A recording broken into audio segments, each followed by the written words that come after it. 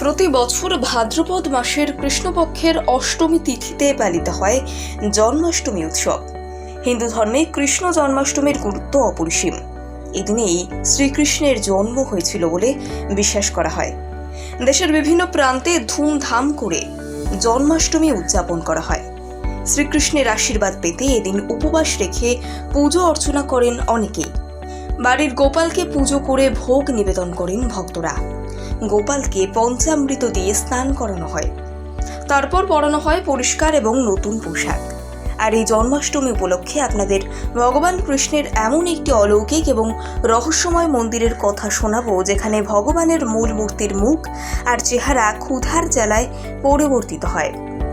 দক্ষিণ ভারতের কেরল রাজ্যের তিরুভারুপ্পুতে অবস্থিত মন্দিরে এমন অনেক বিস্ময়কর অলৌকিক ঘটনা ঘটে যা সবাইকে অবাক করে।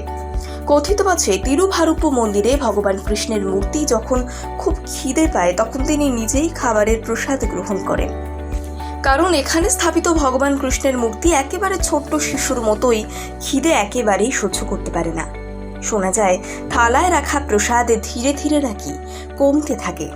এটি একটি ধর্মীয় বিশ্বাস বা জনশ্রুতি যে ভগবান শ্রীকৃষ্ণ যখন কংসকে হত্যা করেছিলেন তখন তিনি খুব ক্ষুধার্ত ছিলেন এবং তারপর থেকে তিনি মূর্তিটি এখানে ক্ষুধার্ত অবস্থায় রয়েছে।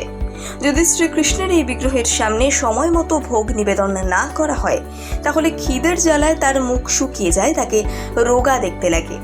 এমনটাই বিশ্বাস করেন এই মন্দিরের পুরোহিত থেকে ভক্তরা।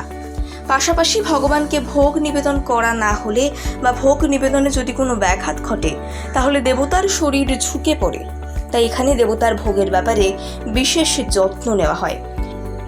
এই মন্দির দিনে মাত্র 2 মিনিটের জন্য বন্ধ থাকে। শোনা যায় যে ভগবান শ্রীকৃষ্ণ এখানে মাত্র 2 মিনিটের জন্য ঘুমন। সময় সময়ে ভগবানকে ভোগও দেওয়া হয়।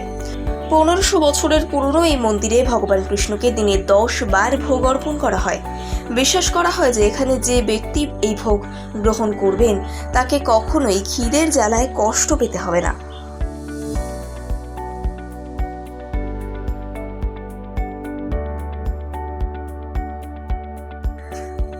প্রতি বছর ভাদ্রপদ মাসের কৃষ্ণপক্ষের অষ্টমী তিথিতে পালিত হয় জন্মাষ্টমী উৎসব।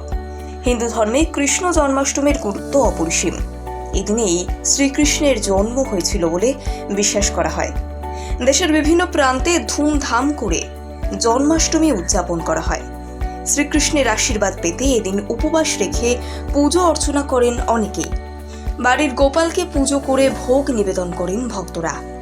গোপালকে পঞ্চামৃত দিয়ে স্নান করানো হয়, তারপর পরানো হয় পরিষ্কার এবং নতুন পোশাক। আর এই জন্মাষ্টমী উপলক্ষে আপনাদের ভগবান কৃষ্ণের এমন একটি অলৌকিক এবং রহস্যময় মন্দিরের কথা শোনাবো, যেখানে ভগবানের মূল মূর্তির মুখ আর চেহারা ক্ষুধার জ্বালায় পরিবর্তিত হয়।